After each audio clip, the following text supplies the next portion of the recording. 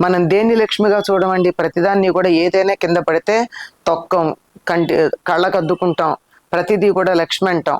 ప్రతి వస్తువులోనూ లక్ష్మీ స్వరూపమే ఆ రూపంగా మనకు కనపడుతూ ఉంది.